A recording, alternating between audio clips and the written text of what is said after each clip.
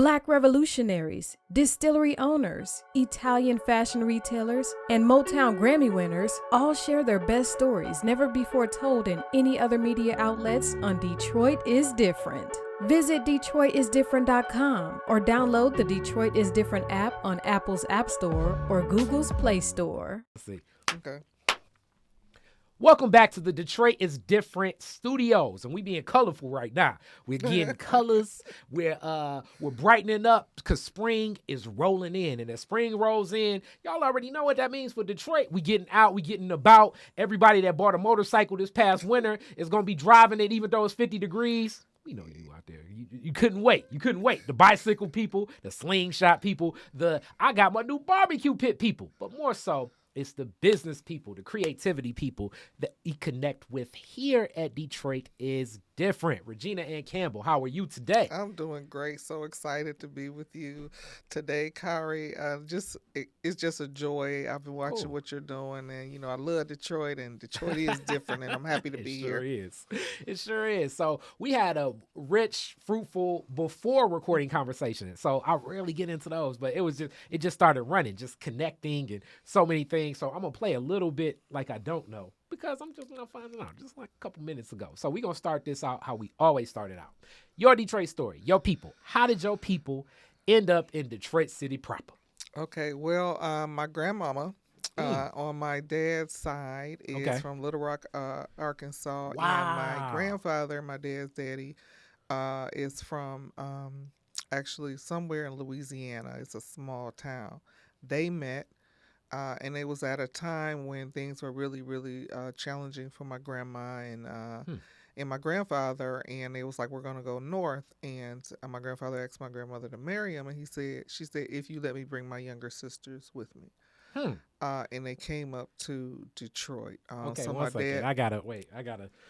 We gotta unpack that a little bit, boy. That was some back in the day. That's some back in the day old school marriage. It's like if my sisters come too, and it's like that means your grandma was fine, and he was really into her. He was like, I know we gonna have kids too, but come on, bring them.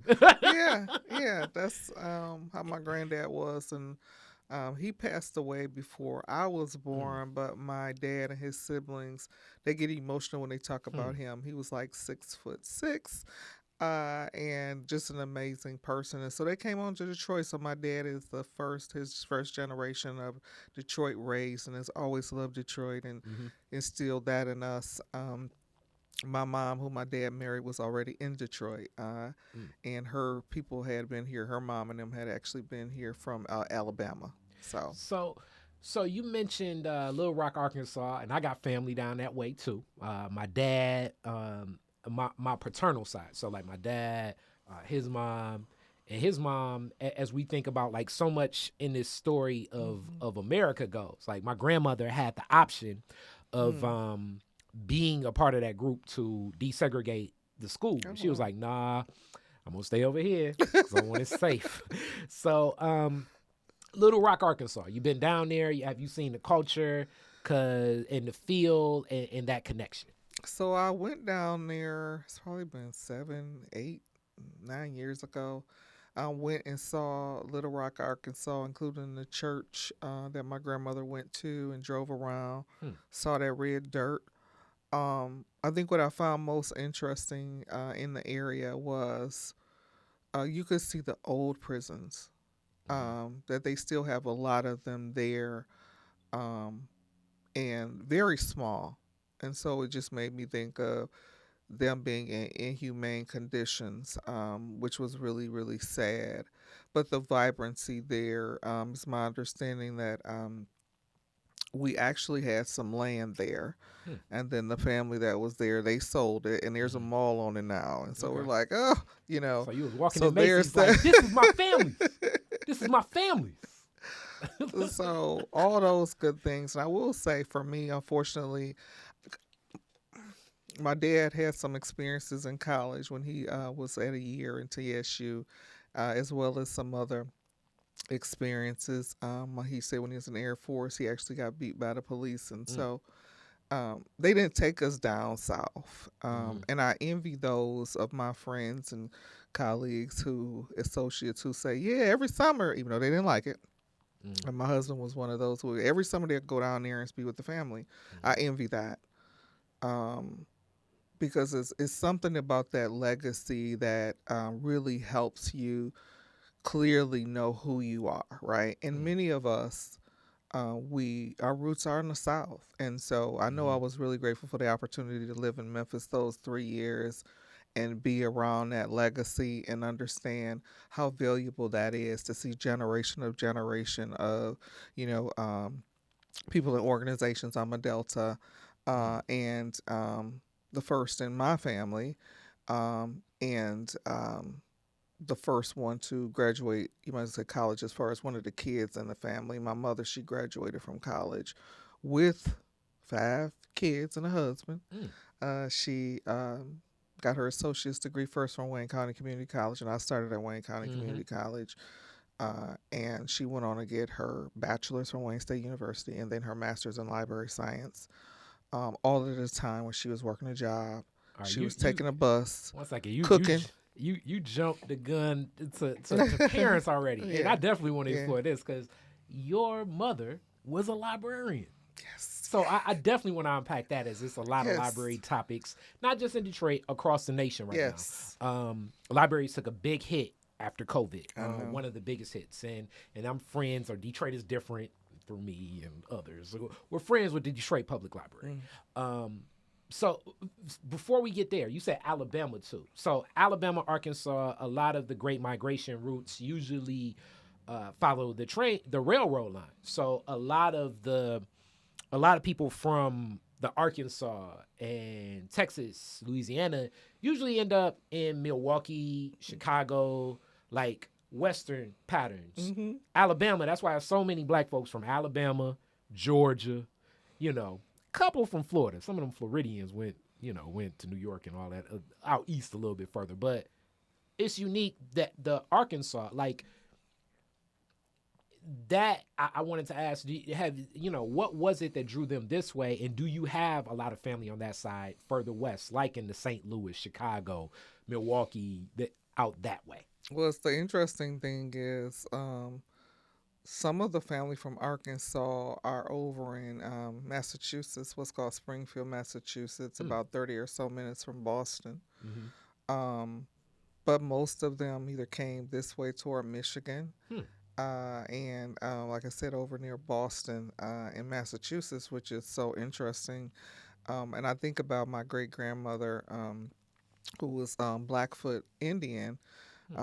She at that time was in Springfield, Massachusetts, when my grandfather on my maternal side found her and married her, and so I always like to think about, my dad loved Detroit so much, he still does, about them coming to Detroit, planted that seed, that there's nothing that you can ever say about Detroit that my dad would probably like not go off on people about. And obviously it's something that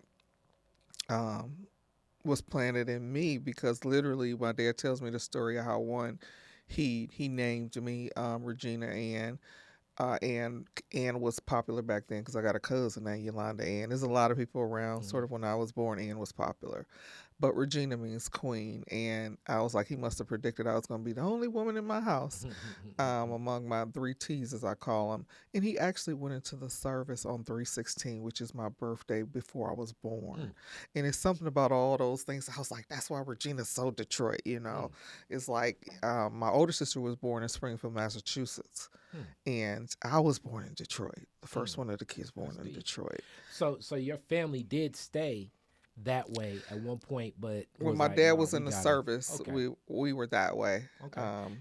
And I do have this question now. So neighborhood, because that's always usually the next thing. What neighborhoods did your family settle in throughout Detroit?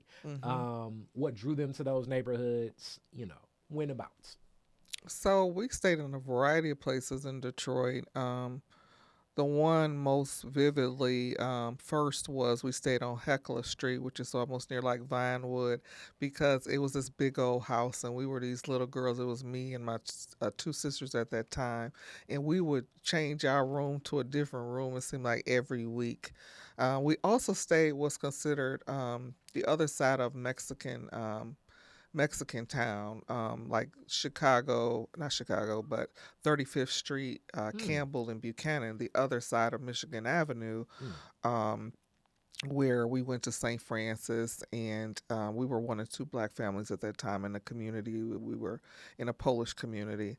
And then after eighth grade, my folks moved to the west side of Detroit near Hmm. Cooley High School. So my high school years, I basically grew up on the west side. Hmm. Near Cooley High School, and I worked some jobs over there on that corridor where it used to be Mammoth and Kingsway, and I All worked types at of Little stuff. Caesars, and it was a retail shop I worked Hmm. at, and record Red shop Devil. we used to go to get our 45s and our Yeah. vinyl. So yeah. Yeah, you had Red Devil over there. I had a Oh aunt yeah. that grew up. Well, You know, she was over on Marlowe, like right down the we street from stayed on Cooley. Marlowe, then went to Cooley. So let me make this clear to you, Kyrie. So Hmm. this is the thing. I always say this, and some people might be like, ah. So when I graduated from eighth grade, I've been in a private school. I wanted to go to St. Hedwig or Holy Redeemer, and my folks were like, "No, you're gonna go to Cooley." They wanted me to test for CAS and Renaissance. Hmm. They gave me the choice, and I was like, I ain't busting in neither one of them. Hmm. My school of choice, if I'm gonna have to bus to a school, it'll be Holy Redeemer, St. Hedwig. So I chose Cooley. Wow. 2.5 blocks down, straight down the path. And I'll also say I played soccer in high school as well. And I tell people at the end of the day, one, for me, education is not about this school versus that school because we all had the same things. And guess what? We end up in the same places. So it's not one better or the other. And so I say to folks who there's still certain schools open, other ones ain't. It don't mean they're better. It's Hmm. what's left. You know what Yeah, I'm saying? And so it's a don't cast technician. tear It's like, away, don't take away from other kids that are other schools. Y'all happen to hmm. be the only ones left to compare it to. And I'm in the same rooms as many of them. So it's Hmm. not this school versus that school. It's us. It's us and making sure that we all get our kids educated to where they're at their highest and their best. Yeah, I was just jokingly saying it's some cast technician. Like, no, it's not right now. I know, but the reality is, are you the best if you're the only ones left? Who are you comparing it to? I mean, seriously. I mean, you know what I'm saying? And Mhm. and many brilliant people in the community, right? If you're looking at data, what are you comparing it to? Based on what? Because you're the only ones there. You know what I'm saying? So I just think there's different ways to evaluate what and why. And there was a time when I was in school, we had the same thing that every other school had, period. And we've got to really, really get back to that for all of our children. They want to learn, they're craving learning. Many of them are smarter than us. And we've got to do better to provide them an environment where they can grow mentally, socially, emotionally, and just thrive because they brilliant. They want to learn. It ain't that they don't want to learn. I don't care what people say.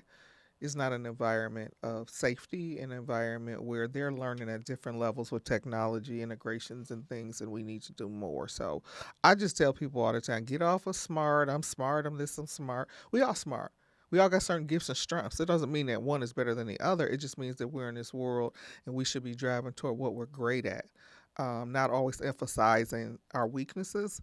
You got other people who compliment you. Like on my team, I don't do everything, but I know what I'm good at and great at. I got other people working with me who have strengths that I don't Yeah. have. And I was gonna say like Cooley, from knowing it in neighborhoods got well kind of like two parts. So I started at King, ended at Northwestern.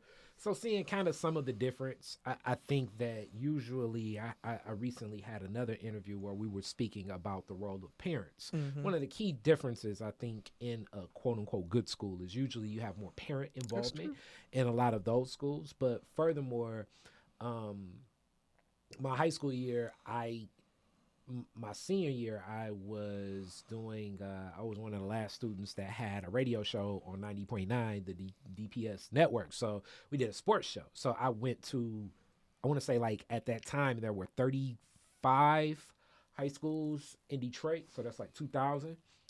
I stepped foot and went to like a football game or a basketball game for maybe about 28 of them. Mm-hmm. Cooley had like a unique culture to it. The design, the neighborhood itself, Oh yeah. and I'm talking about just the building itself. The Hence the auditorium is one of the most historic. Well, it was to got mhm. burnt, including Cooley High alumni, we still get together on a regular basis across Mm-hmm. schools. Yeah. Um, so again, I don't say that to say that Cooley is the only school, but when I say we No. got a bunch of great alumni Very much so. across the board Very from much these so. schools, from my generation before, and those graduating now. Mm-hmm. And everybody, they all need to be lifted up because to graduate in these days and times is a huge, huge big deal. And one other thing I wanted to mention too, about the time when I grew up. Even my youngest brother is so funny. He didn't realize he was in the first graduating class for Crockett, first football team, first Hmm. basketball team, and Okay. so on and so forth. He didn't realize that I didn't grow up with metal detectors at my school Mm-hmm. and guns and shooting. Mm-hmm. We were in a conversation just the other day, and he said, "Really?" I said, "Nope." When I went to high school, we didn't have guns and metal detectors. It was a very different environment. I will say, crack start coming in, but back then, those who were selling drugs, you had the Young Boys Incorporated. They did what they did didn't interfere with other kids or grandma or other neighborhoods. When I say that, it wasn't bullets shooting us or people who weren't in the game, so to speak. And things changed over time. But the one thing about crack, and it's a very um, important thing that people understand of why our communities went in the ground. Crack was the only drug that succumbed black women in community. If you think about, heroin and other things in the history of our community in war and all of that, it was the black mother, wife, auntie, neighbor who was able to hold the community together. But when crack came, our grandmothers, our aunties, our cousins, our women neighbors also started doing the drug. Mm-hmm.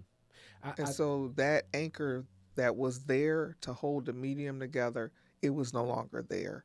And that's when you mm, start seeing so much more rapid, um, sort of devastation and, disinvestment and a variety of things happening because we were not all on drugs, the black woman. no. I think it's a lot of things, socio political, economic impacts around that time that to black communities across America. When we think of that early mid 80s Mm-hmm. to the mid 90s of things happening with that exasperated some of the challenges of those issues because as you speak to in studying history a lot of this research has been done by I don't know if anybody reads Dr. Carl Hart.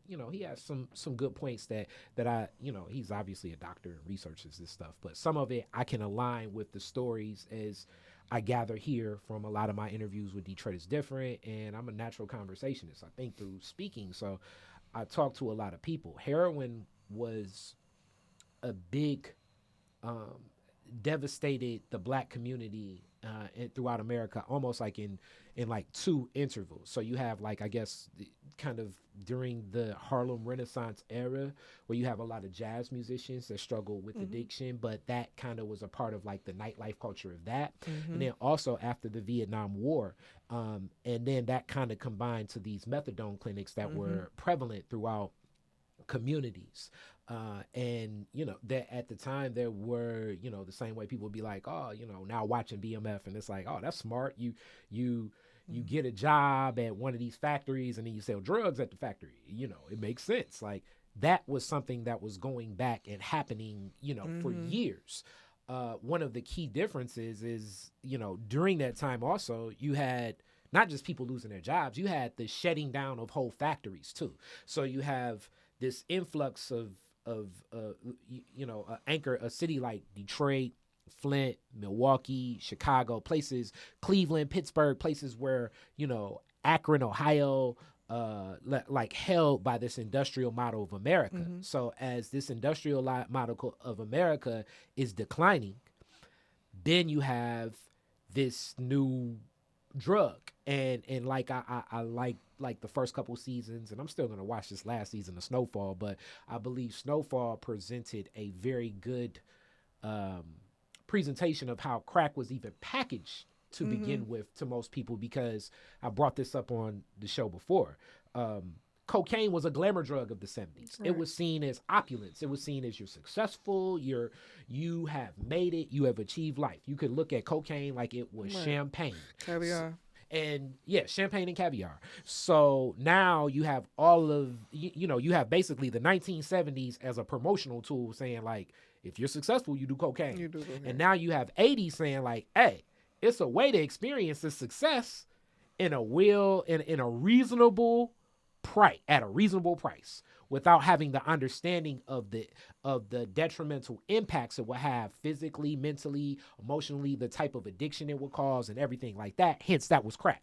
It'd be like right now, if a person said, "Hey, like as plastic surgery is becoming so big." And sadly, I think it is kind of like that. Like if somebody said, "Hey, this is a cheap version of plastic surgery. You want it? Right. Here you go." And most people will say, I tried what I see one person trying it, they not messed up. Then they see another person try it, they not messed up. And then you have like this job industry. It just no longer exists. My mom graduated Central High School. My dad graduated from Central High School. Oh, for real? 67. And like she said, it would be brothers, like some of our classmates would just get to the 10th grade and be like, yeah, I'm gonna just walk over here to Ford and just get a job.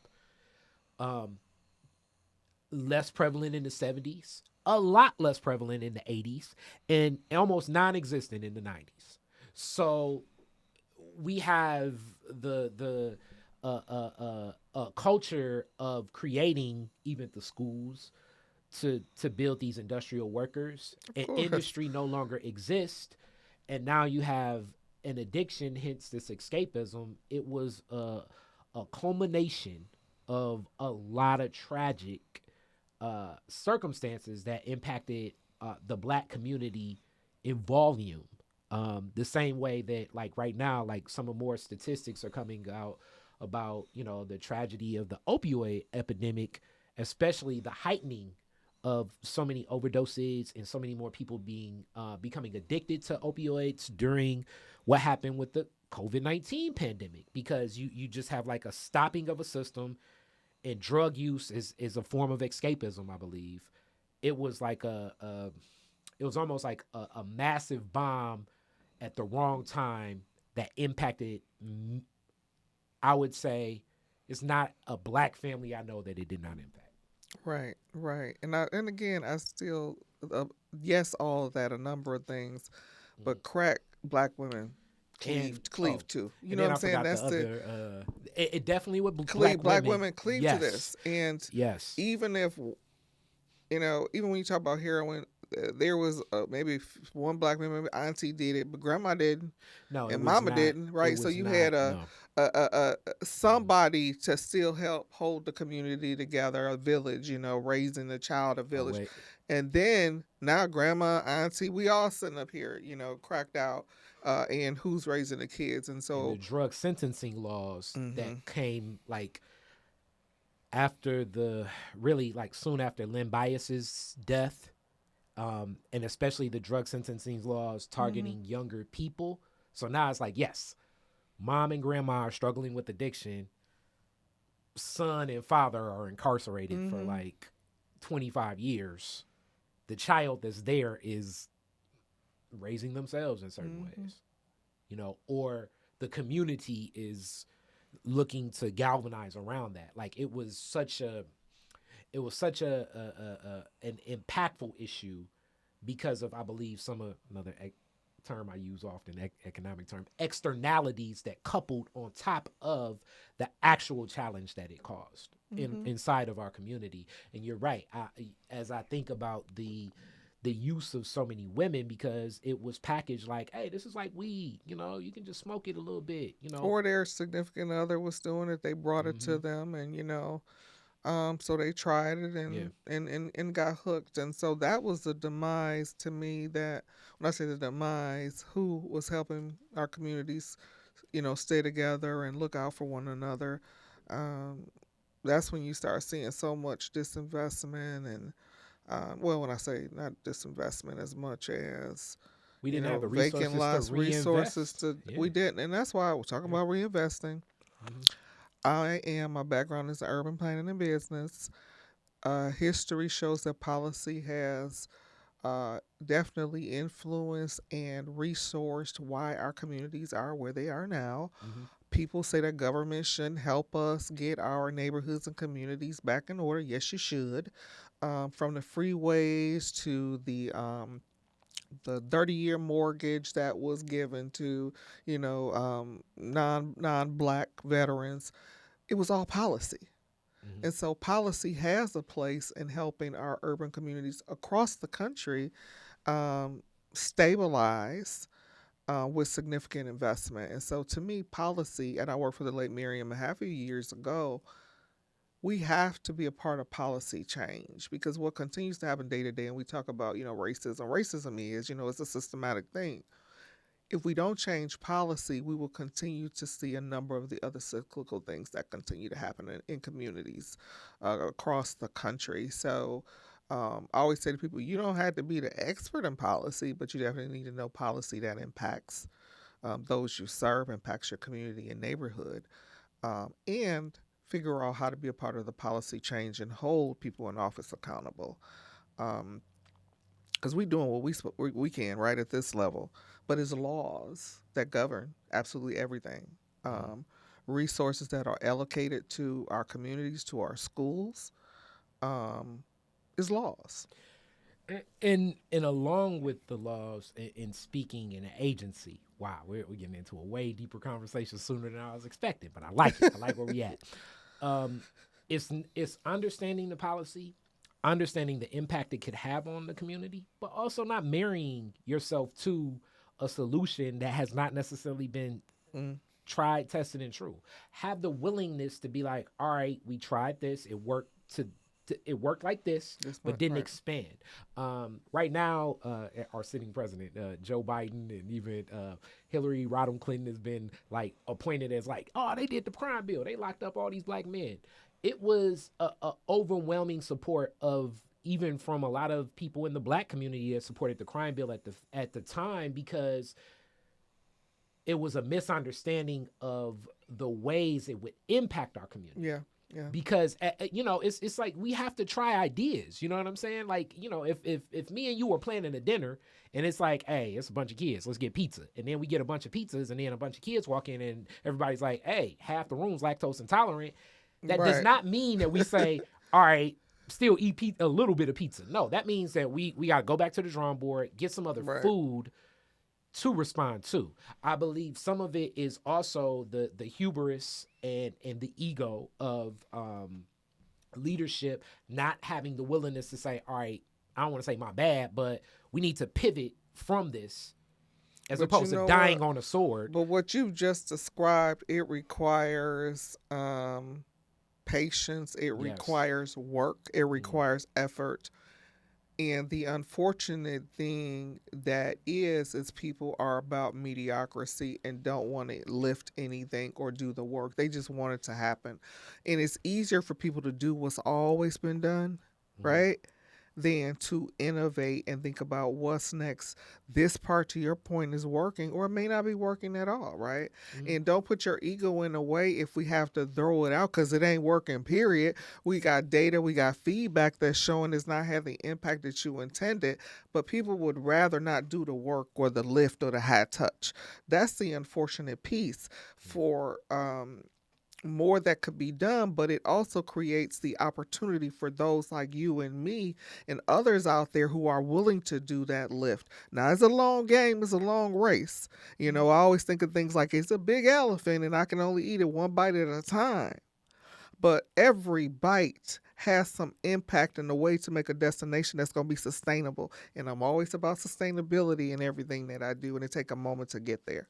Yeah, and even understanding, because this is the other thing, I think, with crack sentencing that created more of a prison industrial complex that definitely has been imposed in our community. People stopped, the crack industry began to falter like near the mid 90s to the late 90s. And one of my favorite art forms definitely promoted it as if it was still dangerous, and that's hip hop. Love hip hop, but hip hop's view and the perspective of a lot of the acts of the opportunities connected to the crack industry don't align with the realities I've seen living over here on Rosa Parks, growing up around Linwood, Davidson, Dexter. Like it just didn't align. So you still had like this infrastructure, as you say, it takes time and patience that built, the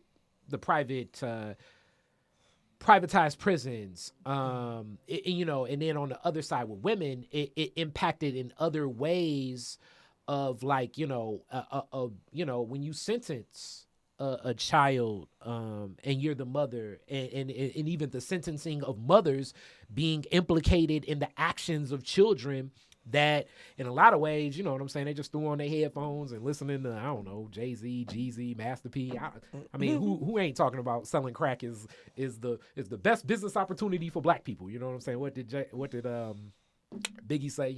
Either slanging crack rock or you got a wicked jump shot. At a time in '93 when I believe that the gains, the material gains of money connected to that industry were not as prevalent as what I remember seeing like in the 80s, you know what I'm saying? Right. Like even like 5-6 years ago. Right. So, Right. but you still had this infrastructure. You had prisons that were being built.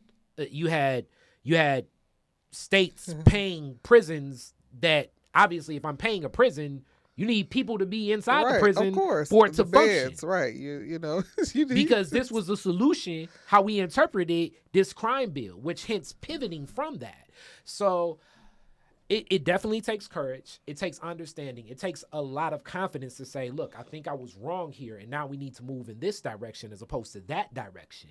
And it's essential. It's tough because in the world of how messaging goes now and how people like me and marketing will take it, the minute that Hillary Clinton comes on TV and says, I was wrong about the crime bill, I'm so mad. Hey, I can straight up tell you, every black content creator and a lot of liberal white content creators are going to hop down her throat.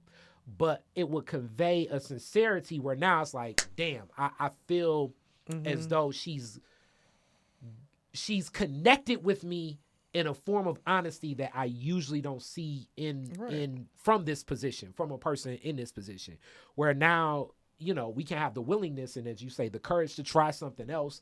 And that's going to be tough. It's going to take the work. It's going to take some time. We think of even the programs of another, like, hence, like, it's so many dominoes that happen. Like, even during that time, a community like mine, you still had a huge homeowner base that lived here for forever. But that was also during the time as many other homeowners were leaving. And I believe my aunt, a lot of my neighbors and others were intentionally targeted with refinance mortgages where a lot of people, as they say, old school term, but hawk they house.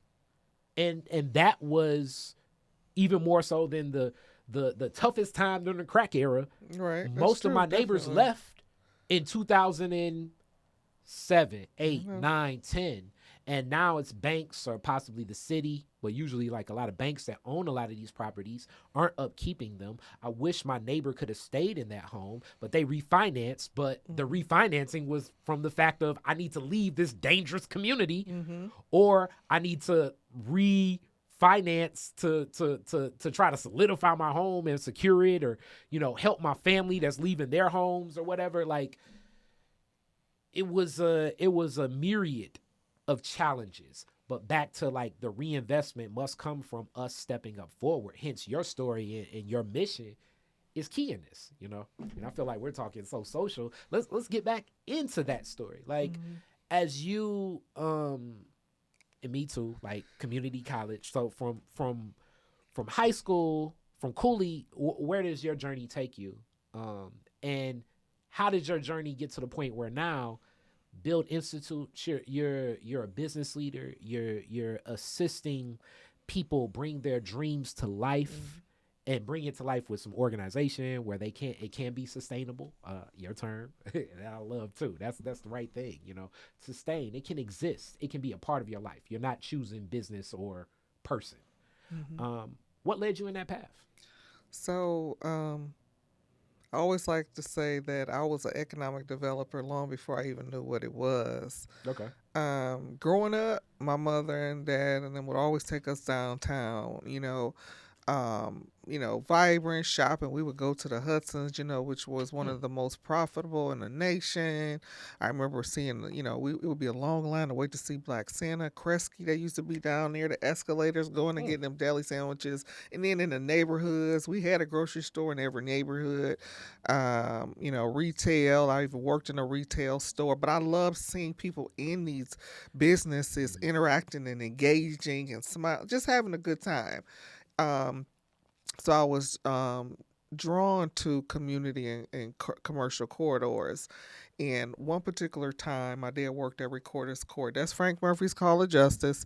For those who don't call it Recorder's Court. Okay, and let me say this. It's still a lot of people, my big homie, rest in peace, Chokwe Lumumba, but a lot of people that know that was a court that still should be open. It still should be open and was a powerful tool for the Black community. Yes, indeed. And so my dad worked for Recorder's Court. He loved Nikki's Pizza, which is down there in Greektown, still there. And I had a little money, and so I was like, I'm going to catch the bus, the Grand River bus. I stayed on the Northwest, Grand River, Greenfield area. I was like, I'm going to take the bus downtown, meet my dad at Recorder's Court, and we're going to walk over to Nikki's. And as I stood there, I started noticing when the buses start, having challenges running, because the buses, was the time they ran, because that's how we got to school. That's how we got downtown. That's how, my mother would get to work and school.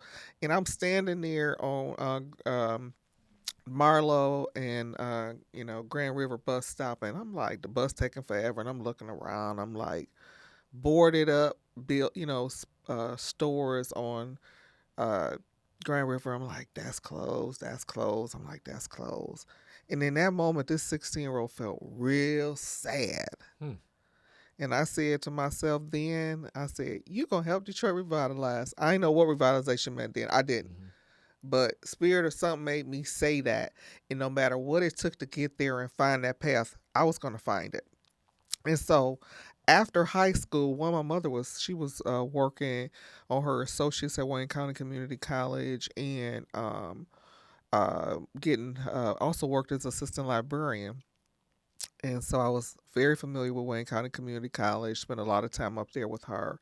And I didn't want to directly go into a 4-year college. And so I spent a lot of time on the campuses, the different campuses, having my classes at Wayne County Community College.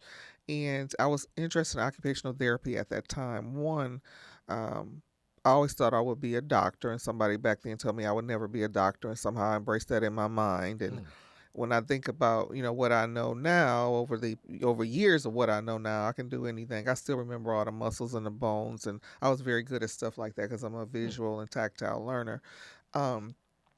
And so I went to do OT instead to be an assistant. And I was like, oh, I'm going to spend this much time being an assistant. I could go on and be a registered one. So I transferred to Western Michigan University. Finished there. Graduated. Originally, I was going to have OT. I couldn't pass the test back then. I got all A's on my prereqs, physiology, micro, you name it. But they had a test back then that you had to take to get into the OT program, and it was $70 a pop back then. That was a lot of money. I paid twice and couldn't get a high enough score, so I said, forget this, I gotta get out of here. So I changed my minor, which was psychology, to my major, and my minor was African American studies, and I got up out of there. My first job was at Vista Maria, and I loved working with the girls. I still love youth, have a special place for youth in my life.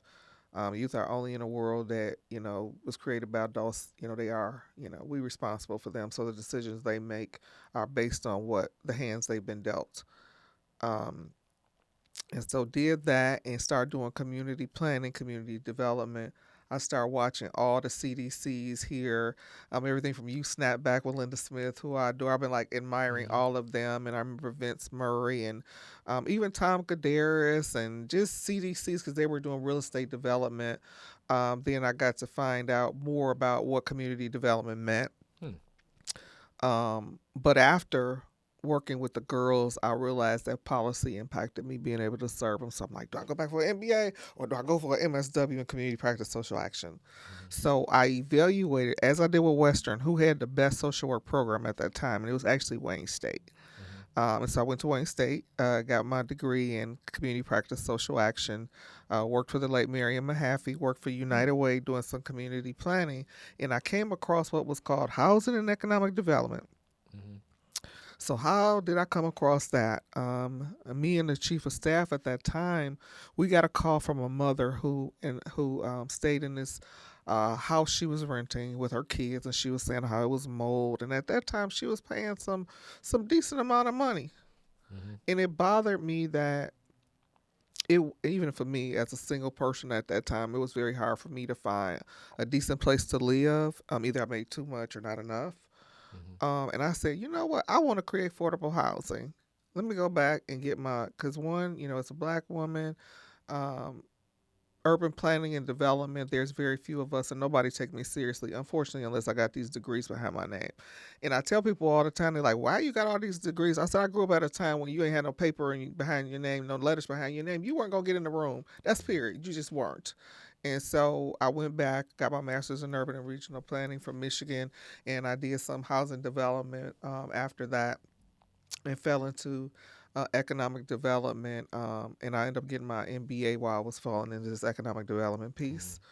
What gave me a really strong footing in it was I was in a Detroit Revitalization Fellowship, Wayne State University, the first cohort.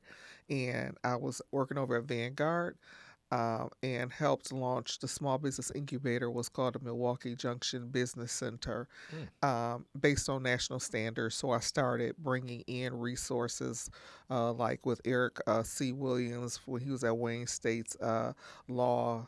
He helped launch that program over there to meet with entrepreneurs, brought in SCORE. Yeah, always from day one when I first saw him, I'm like, hey, we got this new business center. You want to come over here and do this? And he did and has been amazing since. SCORE, partner with Seed when Robin Kinney was over there doing some amazing things. And started what we call the Detroit Entrepreneur Week, which was for community, place-based neighborhood businesses. 4 days of coming together. April Boyle was a part of that. Davita Davison. Every year we would do something that brought us together to celebrate neighborhood businesses. And we did that all the way until I left to Memphis. And so the fellowship was only 2 years. And I remember, like, I love this. This is helping me launch businesses. We did grant programs, did a variety of things. I was like, I want more of this. And so as the fellowship was coming to a close, it was like, what you want to do? I said, I still want to do economic development. I want to go and work with an organization that does business development, but that got a budget, it's the resources so I could do more. And from there, I went on to Tech Town and helped launch what we call the Retail Boot Camp in SWAT City. Designed that program specifically as a way that would have tangible benefits to businesses that they could see. The worst thing for me, and I am an entrepreneur, I have been in programs where you come in and this high level stuff they tell you, and you like, one, sometimes you're like, I already know that. And two, I ain't got the money for it. So what do? So I was very intentional about, and I'm very good at designing programs. One, getting feedback from folks, knowing what the challenges were and saying, look, we want anybody who ever sit with us, talk to us, to walk away with something that they can benefit from and they can see is a tangible result for them. And so with the retail boot camp, and most of the folks who came in retail boot camp were ones from Build. Great programming there. You're going to walk away with your business that you're going to open between 6 to 12 months with the resource that we put in, with capital, with connections. You're going to get there to be a turnkey. It was it was high touch. Hired a team of people who they're going to be with you in it along the way. And the majority of businesses that launched, you might as well say from 2000 and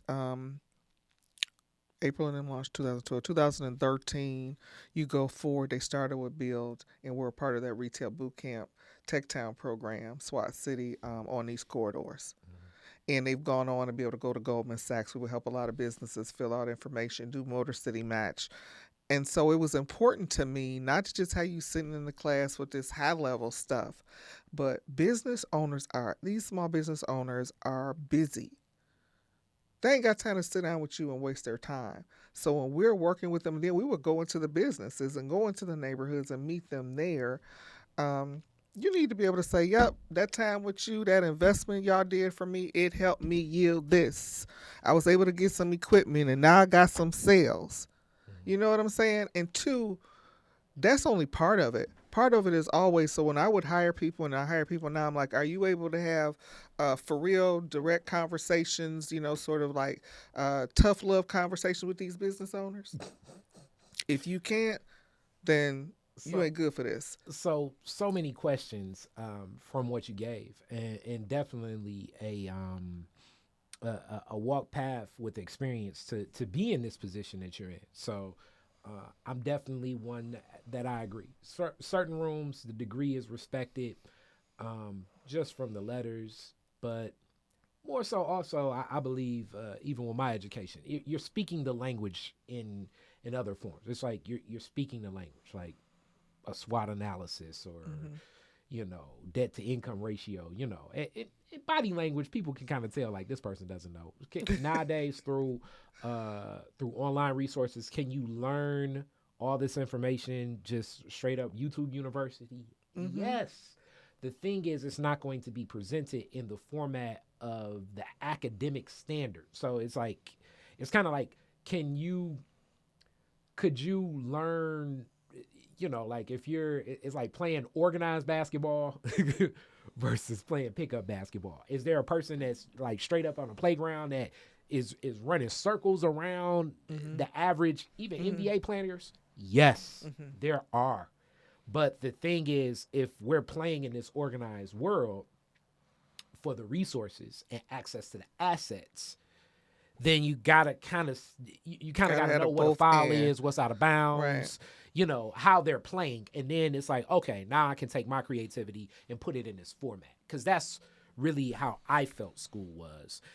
So that it's not a bunch of people with their own methods of pick up basketball all walking in the room and you don't know what is, And I like talking about, one, I'm a lifelong learner. Mm-hmm. I'm forever learning. I'm learning something as we're talking now. Theory and practice.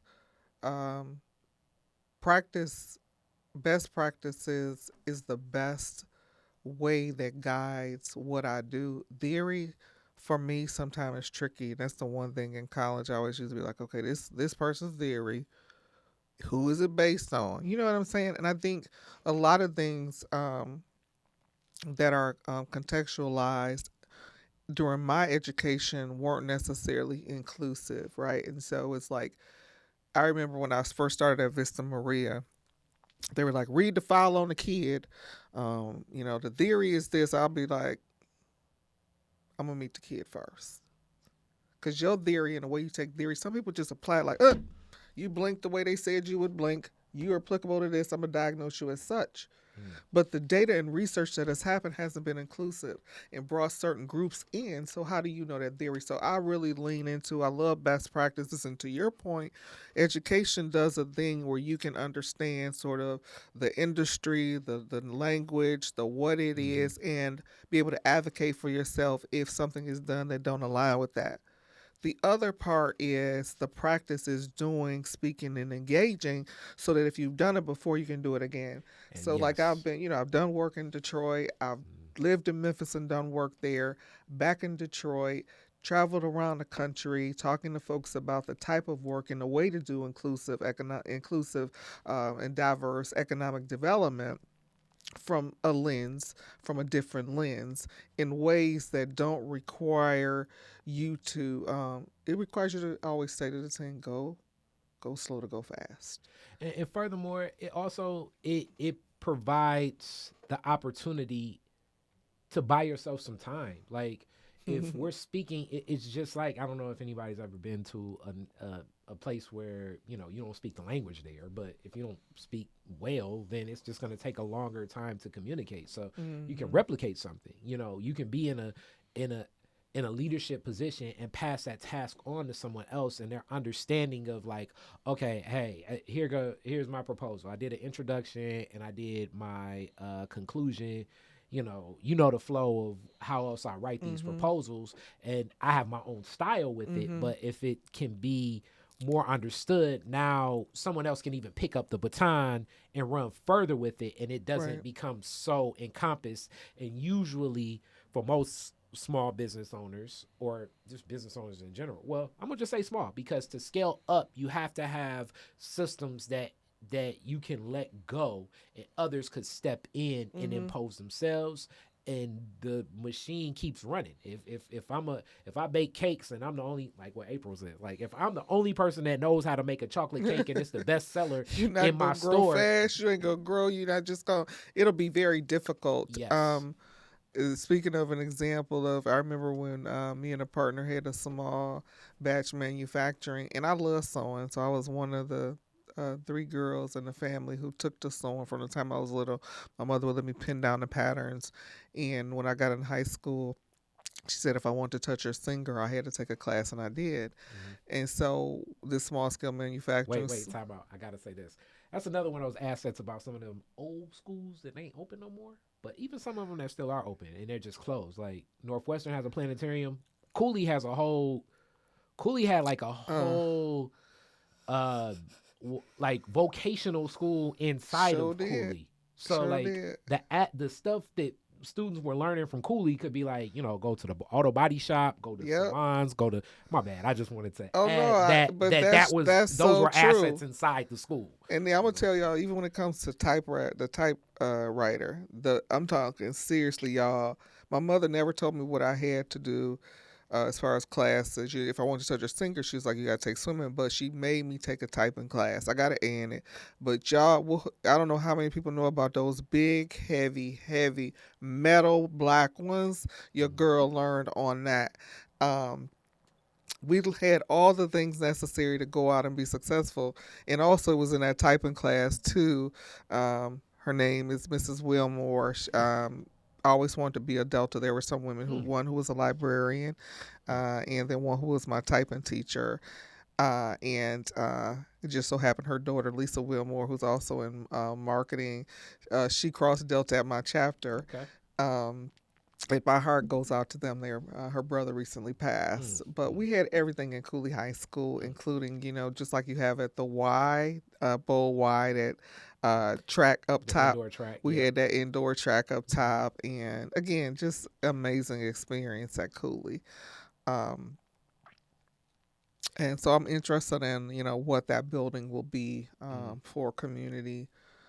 For alumni, because again, we've had picnics on there for like year after year after year, and everybody can come. We stay very engaged. I think I'm gonna be a little biased here. I think the McKenzie picnic is a little bit more kicking it, but I like McKenzie though too, because McKenzie, McKenzie has some good alumni, people. I've ranked them with Mama Shoe last time. I was gonna say Kettering. Yeah, my mama went to Kettering. If you get an offer to go to the Kettering alumni picnic, go. My mama went Cooley, to Kettering. you're gonna have some fun at the Cooley one. McKenzie, go. You're gonna have some fun, but So, like in these systems, like stepping into this role of you go to Memphis, come back to Build. What drew you in? How do you like this position in Build? So let's just stop there, and then I have another question for you after that. Build is probably the only thing that could have brought me back, aside from naturally if something was happening with family. Absolutely love Memphis. Memphis was amazing. Did some great work. Built some really great relationships in Memphis. I still have a business, 901 Rock Development. We are real estate. We own some lots and property, looking to do responsible development that will not price people out. That's why we consider ourselves a social enterprise. So great things. And my boss who brought me to Memphis, she got a real big opportunity, so she was leaving. I'm like, I came here to work with her. And so I started, talking to people, throwing my resume out there. And people were like, this job is open here, you should consider. And I paused for a moment. One, because as a professional, I know what I'm good at. I'm very good at early stage startup, building things, getting them to the point where they can be scalable, repeatable, and all of that, Like right? launching the Yeah, SWAT I'm City good at and getting it going and getting it where it can be repeatable, no hiccups, and and managing it when it's done. I'm like, I know what I'm good and great at. And so I knew Build had been around for a while. I actually was on the advisory board to help it become a nonprofit. We started that in 2017. And just before I left to Memphis, January 2018, Build became his first known nonprofit. So I knew what Build had done and been engaged and had a crush on Build because it provided the best education and support to entrepreneurs. And Build's alumni is the strongest in our market, period, hands down. I've seen where some of our Build grads are opening up a store, and other Build grads come out and support them. It's an amazing, amazing thing to see and experience. Um, and so I would ask a lot of questions. I was, talking. He was like, I was interviewing the board members. I was just asking a lot of questions because I'm not really good at. You have to know yourself. To know yourself is a powerful thing. To know your strengths and your weaknesses. Um, I'm not good at implementing somebody else's stuff or helping, move their stuff along. And because Build is a new nonprofit, they were like, you get to do a strategic plan, you get to hire your staff, just all the things to take Build forward as a nonprofit. I was like, and you talked and you negotiate, the money had to be, right as well. I want everybody to remember you ask for what you feel you deserve because you're going to give 110%. And I said yes. Came back November 2020. then the next thing you know. Looked at data because I don't just, we're going to do this, we're going to do this, we're going to implement this. One, I like to co-design solutions with entrepreneurs in mind because that's who we're serving. And I saw that the majority of Build grads were in what we call justified and proof of concept. And if you recall, Build started with helping ideators, And then wait, and then November, we gotta also acknowledge November 2020 is not the. It's a strange time in business history of Right, America as well. definitely. You know what I'm saying? Definitely. So We that's were not. doing things in Memphis supporting businesses in very unique ways. I did a lot of capital solutions for, you might as well say, Main Street businesses and launched a program, the 800 initiative for helping Black businesses grow with corporates, a university, and the city. And Kresge gave us some donation for a capital program. So did a lot of stuff there to help build what we call Epicenter, which is basically like New Economy Initiative here. Um, and so it was a very interesting time to come, which allowed me to take the time to use some of the money COAC, love COAC, because they do capacity building for organizations, to do a strategic plan. The plan for 4 years, I said, versus 5 and further. COVID taught you need to be planning right now. And that's where I was gonna say that other reality of COVID-19. A lot of businesses were like up in the air on everything. You know what I'm saying? Yeah. Looked at the data, saw where our entrepreneurs was, and I was like, okay, Build supports ideators. And then in my experiences with Build, they would hand them off to Tech Town and other places to help them take that business plan and grow, launch. And I'm like, now we have people who got customers. They stuck. They can't jump from few customers, consistent to growth. So like Scale. scaling up and Scaling, growing, and basically bringing your, it. First off, all right, just starting a business, it takes courage. The That's idea, true. and then starting and getting out here. Then you sell a couple things. It's like, wow, this is good. And then you get to a point where it's like, all right, what moves do I want to make where this can grow at a pace where it's healthy for the business and healthy for me as the person owning the business. And help me with what I don't know at this stage, right? So, just like with every version of us, I'm like, I got a birthday coming up next month. I've gone through some decades of living. is a different version of me at next time that requires different things. This position, this is the first time I've been a CEO of an organization. Have I been a managing director of a business unit? Have I managed teams? Yes, but to run an organization is a different thing and it requires a different version of me with different skills and knowledge. And so based on what we knew of where our alumni were and talking to them and looking at the data that NEI had, NEI Ralph Wilson Foundation did this really big survey across the ecosystem asking entrepreneurs what their need was. It aligned with what I was getting from entrepreneurs and what I thought, but I like to get data to say this is it. To Not what Regina's gut, substantiate it. right, is thinking based on what Mhm. I'm seeing, but what we see. So based on that, we start raising funds to first capital to me is important because these main street micro businesses sometimes need capital and sometimes you can't get it from a CDFI or you definitely can't go to a bank. Early stage tech has early stage capital in the pipeline. We know that, right? Mhm. My whole thing is, and what we were doing in Memphis, we got to have early stage capital for these main street businesses to jump from proof of concept to bankable, period. Mhm. And so, talking with funders coming in and like, can we do loan funds? So, we started 2 loan funds. One specifically is for Build grads. Hmm. Then we partnered also with Ford to do a project where there's loans plus grants. And I am continuing to raise money to not only put in those loan funds to have grants, because what was happening, I saw in my experiences um, in the Detroit market, and this is around the country, our Build grads get to the certain point, they done talk to the subject matter experts. So we got a Build bench now with various subject matter experts. They can talk to them as much as they want about opportunities or working through pain points. We have different we have Build Basics, we still have it, and Build Social Impact. Now we put more classes that are cohort based and master classes to help these existing businesses where they are. You've done that, but you need money. Mhm. So I'm constantly looking to raise money so that that's available. So what we've done over these past couple of years, and I'm in my 3rd year as of November. Congratulations. Thank you. Congratulations. Thank you so much. Mhm. Time flies when you're Mhm. busy and you're having fun. And I love what I do and I love entrepreneurs.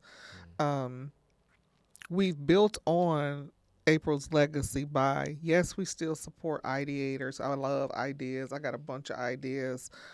But the majority of our resources are going to the majority of existing businesses that are Build grads who are existing, but also in all of our marketplaces. The majority are those micro businesses who have less than 10 employees, less than $250,000 annual revenue, even if they've been in business for 10 years. That's the majority of our marketplace. And so we want to help those people go from what we call justified. They got some customers. Mhm.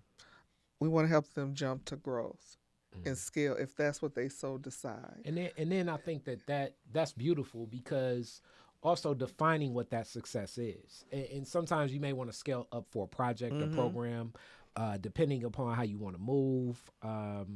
And that's powerful that you're providing that asset for that. I think one of the toughest things, as I always say, in a lot of the business development community, when I interact with a lot of people, is sometimes the onboarding, because it's like, okay, I'm writing this business plan so I can get some money. I'm Mm-hmm. gonna go through this program so I can get some money. I'm doing this so I can get some money. So like the focus is so focused on like Money. whatever this figure may be, and that's in design, whereas not necessarily seeing that those intrinsic values of each step of the way Mm-hmm. and adding that to appreciate what you're offering as a business owner is your connection to most customers. In marketing, like I tell people, most of the tools I say I'm best with retention based tools, and that's where like a lot of business owners onboarding to seeing marketing. First off, a lot of people think marketing is advertising, but let's put both in the same world. Mm.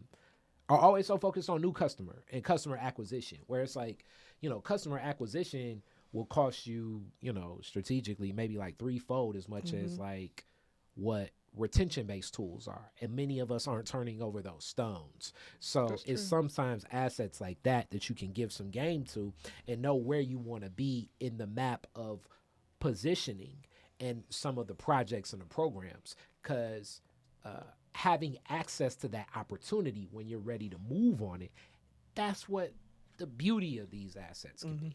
Like, you want to have access to it when you're ready to move on it, as That's opposed to being to the side.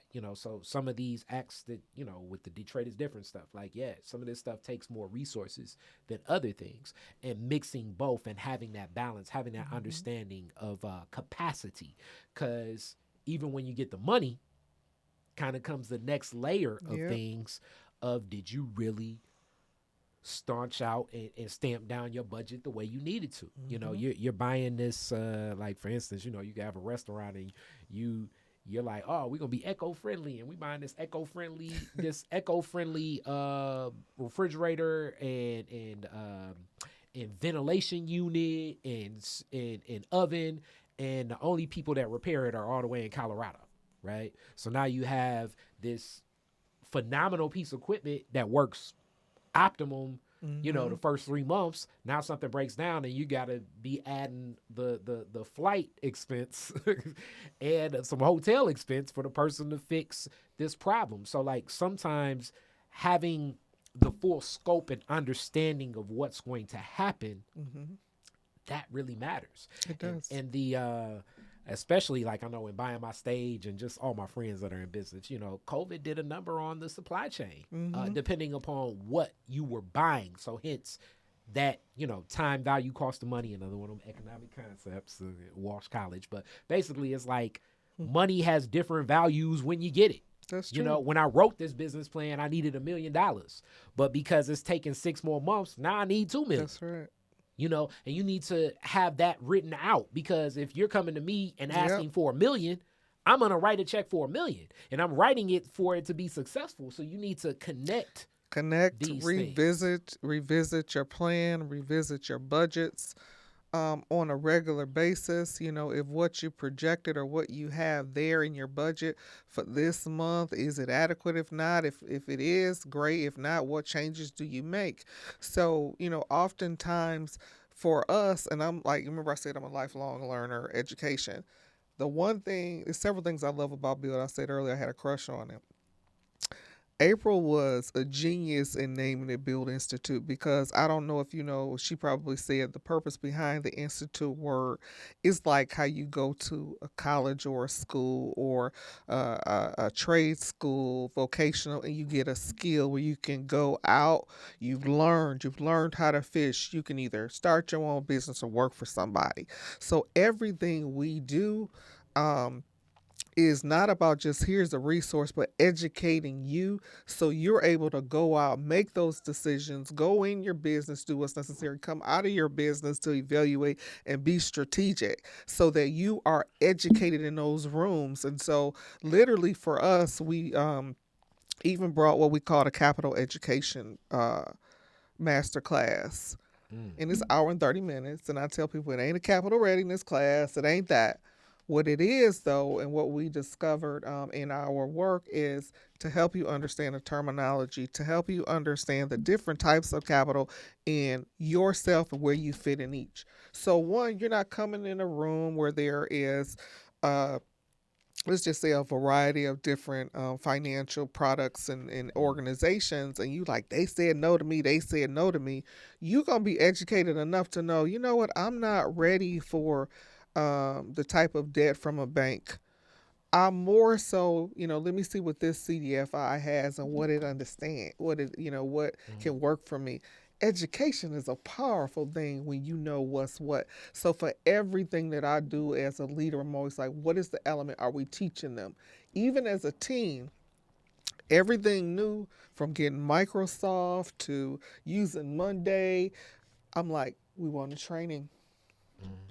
Even most people, I'm familiar with Slack. Most people aren't. No, I mean, let's I'm get in a couple training. Business things where it's like, yeah, you on Slack? Like, oh, here we go. Let's get a training for everything, because most places I've worked, you're gonna use this, and this is what you're gonna do. Yeah. And most people, the goal also of CEO and a leader is you want things to be efficient and effective for productivity to deliver what we're talking about. If you don't know how to use it, you're intimidated by it, then what? So we even train. Look, we gonna be so educated on all of this. That's why I'm like, we're thought leaders. We're a hub, and we're thought leaders. So educating folks to be able to use what they have, not only when they're with us in the classroom or one-on-one, but when you're not in the room with Regina or with Shanae or Ani or other people on our team, Heather, you're going to be able to do this on your own. You know what I'm saying? That's deep. That's why they say education is powerful. To open up a book and have knowledge, you can be very powerful. And in this day, you can go online, like we said earlier, and look at YouTube. It's a powerful thing when you know what you know and you've tested it out. You can walk in any room, command anything, and be successful. And that's for these business owners, but also people in their day to day. So, Build Institute, we're about educating you. While providing you the resources, I like to think of wraparound, sort of my social work background, the wraparound to support you to be successful in your business. All right. So with that being said, and I'm going to have to bring you back. We get into the end. How do people get in contact with you or Build Institute itself?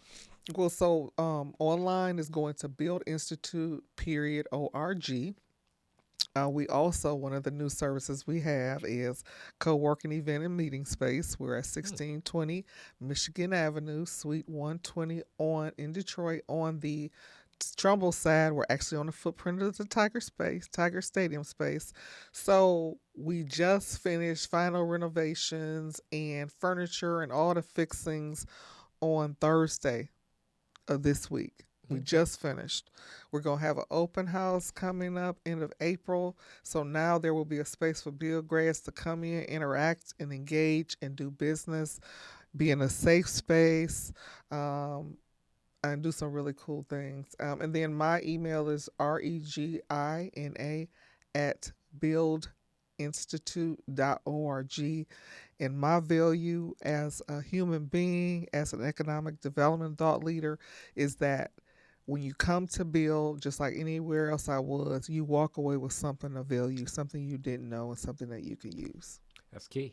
All right. So now our classic Detroit is different questions. Very first car, year, make, and model, year you got it. Oh, God, I got a Topaz, a Mercury Topaz. It was white, 1984. Okay. Bought it from an elderly couple. Okay. And that had to be 1994. Okay, so it has some lived experience. Yes, yes. Where was the first place you went when you got it?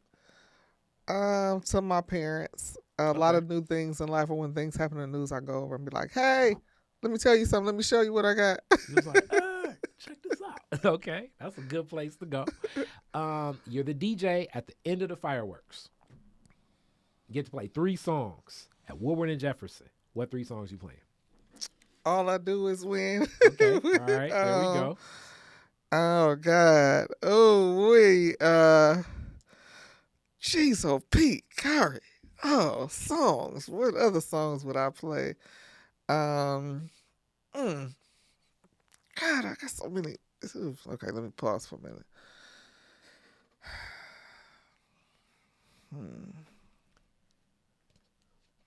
So Atomic Dog. Oh, you keeping the people hyped. They're going to be partying. Yes. We're going to be partying at Regina's. DJ Regina. Yes. I love music. Make you hire as a DJ for real. I love music. I love, dance. I ain't the best dancer nowadays, but I love music and dance. Okay. And it's going to be a bunch of cues, like just stomping through. And the Deltas too. It'll bring everybody out. It'll bring everybody out. Ain't nothing but a gangster party. There we go, Tupac and Snoop. So yeah, you just partying. But a gangster you party. You partying all the way through. It's like people know they turn it up. Yeah, literally. You're not playing no go home music. No stand on the wall, please. No standing on the wall. No Michael Jackson, Lady in My Life. No standing on the dance floor. You coming with more hits now. I actually just saw like a video with that. You gonna be the double Dutch bus and all types of people just dancing and stuff. The Cupid shuffle. All right. Last question. You can rename Woodward after one Detroiter. Who would it be and why? It would be Coleman Young. Okay. Wow. One of the most memorable mayors for Detroit. First black mayor. He had always been authentic, even to the where, he might cuss you out. And I remember this book is actually a book of the things he would say that Maryann Mahaffey had, and we read it. It was just it tickled. He did so much for Detroit. He's an icon. He just is, and I admire him so much for his work, his leadership, his legacy. Him being in a position where he did what was best for the city and the people, and he didn't just sort of go with money or just compromise himself at the expense of Detroit. He just would say no to stuff if it went good for us. He's like, forget y'all, and you got to respect that. For him to be again the first black man to be the mayor and deal with all that he did and accomplish some great things for us. I've always admired him. That's deep. That's deep. Thank you so much. Can't wait to get you back. It's gonna be more of the synergy. We building it. Hence, no pun intended right there. So thank you. Thank you. This was fun. Black revolutionaries, distillery owners, Italian fashion retailers, and Motown Grammy winners all share their best stories never before told in any other media outlets on Detroit is Different. Visit DetroitisDifferent.com or download the Detroit is Different app on Apple's App Store or Google's Play Store.